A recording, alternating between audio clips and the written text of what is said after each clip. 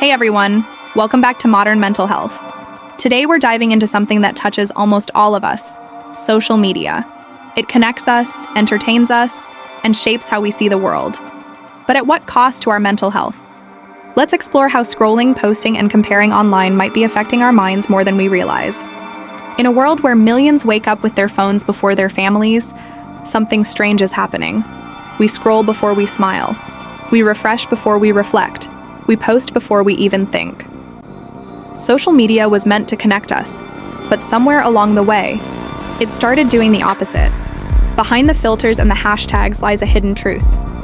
The more we scroll, the more we lose touch, not just with others, but with ourselves. This is not just another story about technology. It's a story about the human mind and what happens when it forgets how to rest. The year is 2025. Across the United States, over 90% of people check social media daily. Teens, adults, grandparents, everyone's connected. But psychologists from McLean Hospital warn excessive screen use is reshaping the way we think, feel, and connect. Because every scroll isn't just a habit, it's a neurological loop. Each like, comment, and heart sends a rush of dopamine through your brain, the same chemical released when we experience joy or reward. It feels good, it feels harmless, but here's the catch. Your brain wants more, and that's where the addiction begins. People start chasing the next view, the next post that will make them feel something again. Slowly, the brain forgets how to feel good on its own. That's not technology's fault, it's the design. Because your attention isn't free, it's the product being sold. Imagine this. A college student named Ethan sits in his dorm room in Boston. He's tired, overwhelmed, and lonely. He opens his phone, just for a minute. That minute turns into an hour. One video leads to another. He laughs, scrolls and scrolls again, and until suddenly, it's 3 a.m. He tells himself he's okay, but deep down, he knows that he's lost control. The next morning, he wakes up anxious. He can't focus on class. His mind craves the screen. This is the modern loop: dopamine, distraction, and despair, a cycle that repeats in silence. One scroll at a time, and the worst part? No one around him sees it happening, because everyone else is scrolling too. Somewhere in Los Angeles, a young woman named Ava spends her morning editing photos. Perfect lighting, perfect smile, perfect life. She uploads her post and waits. Each like feels like oxygen, each comment a heartbeat. But when the likes slow down, so does her mood. Her self-worth is no longer in her hands, it's in her notifications. This isn't vanity, it's human nature. We all want to be seen, loved, appreciated, but when validation becomes digital, the human mind becomes fragile. According to research, people who compare themselves online report higher rates of depression and anxiety. Because online, everyone looks happier than you, even when they're not. It's a silent battle, and millions are fighting it behind smiling selfies. It's 1:47 a.m. A teenager in Texas is staring at her phone in bed. Her eyes are tired, but her thumb keeps moving. She knows she should sleep, but her mind whispers, just one more video. Blue light hits her eyes, tricking her brain into thinking it's daytime. Melatonin, the sleep hormone, shuts down. By morning, she feels exhausted, anxious, and numb. Sleep deprivation affects focus, memory, and mood. And yet, most people do it every night.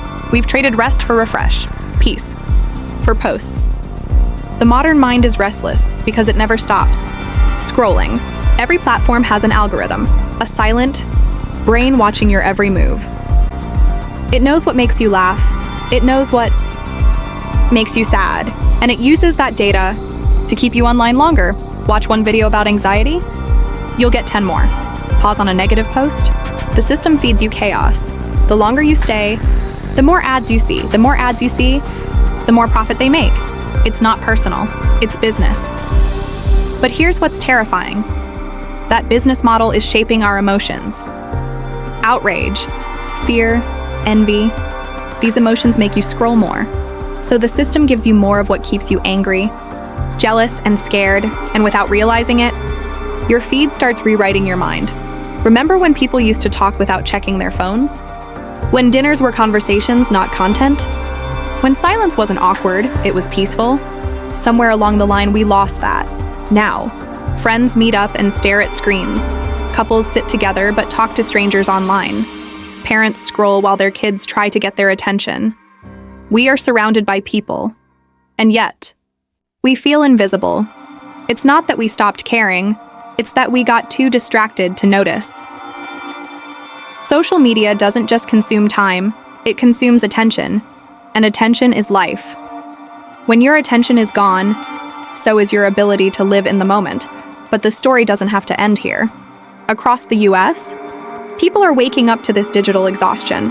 Some are taking weekends offline, some are deleting apps that drain their peace. Some are rediscovering what it feels like to be fully present. A high school in Oregon introduced Screen-Free Fridays. At first, students resisted. Then something unexpected happened. They started talking again, laughing again, and connecting again. In Texas, a movement called Digital Detox Sundays is spreading, where families spend one day together. No screens allowed. They play, talk, walk, cook. And for a moment, they remember what connection actually feels like. With social media sites being used by 1/3 of the entire world, they've clearly had a major influence on society. But what about our bodies? Here are 5 crazy ways that social media and the internet are affecting your brain right now. Can't log off? Surprisingly, 5 to 10% of internet users are actually unable to control how much time they spend online. Though it's a psychological addiction as opposed to a substance addiction, brain scans of these people actually show a similar impairment of regions that those with drug dependence have. Specifically, there is a clear degradation of white matter in the regions that control emotional processing, attention, and decision-making. Because social media provides immediate rewards with very little effort required, your brain begins to rewire itself, making you desire these stimulations. And you begin to crave more of this neurological excitement after each interaction. Sounds a little like a drug, right? We also see a shift when looking at multitasking. You might think that those who use social media or constantly switch between work and websites are better at multitasking. But studies have found that when comparing heavy media users to others, they perform much worse during task-switching tests. Increased multitasking online reduces your brain's ability to filter out interferences and can even make it harder for your brain to commit information to memory. Like when your phone buzzes in the middle of productive work. Or wait, did it even buzz? Phantom vibration syndrome is a relatively new psychological phenomenon where you think you felt your phone go off, but it didn't. In one study, 89% of test subjects said they experienced this at least once every 2 weeks. It would seem that our brains now perceive an itch as an actual vibration from our phone. As crazy as it seems, technology has begun to rewire our nervous systems, and our brains are being triggered in a way they never have been before in history. Social media also triggers a release of dopamine, the feel-good chemical. Using MRI scans, scientists found that the reward centers in people's brains are much more active when they are talking about their own views, as opposed to listening to others. Not so surprising, we all love talking about ourselves, right? But it turns out that while 30–40% of face-to-face conversations involve communicating our own experiences, around 80% of social media communication is self-involved. The same part of your brain related to orgasms, motivation, and love are stimulated by your social media use, and even more so when you know you have an audience. Our body is physiologically rewarding us for talking about ourselves online, but it's not all so self-involved. In fact, studies on relationships have found that partners tend to like each other more if they meet for the first time online rather than with a face-to-face interaction.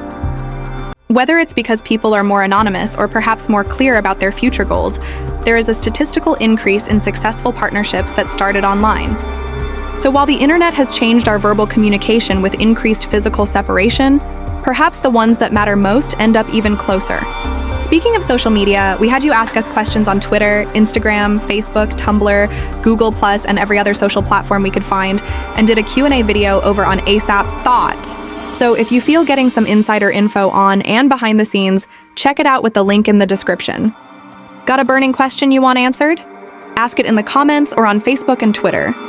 We also finally got a P.O. box for all of you amazing science lovers who have requested to send us mail or other stuff over the years. And we'd love to hear from all of you. So feel free to use the address on the screen or in the description box. And subscribe for more weekly science videos.